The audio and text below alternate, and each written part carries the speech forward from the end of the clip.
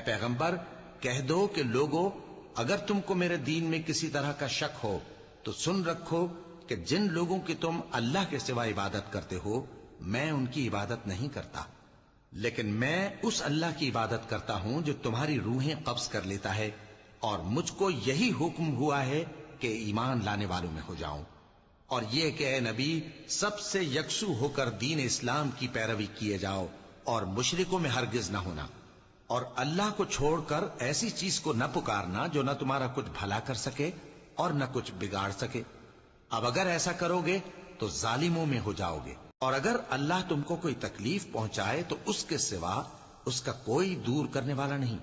اور اگر تم سے بھلائی کرنی چاہے تو اس کے فضل کو کوئی روکنے والا نہیں۔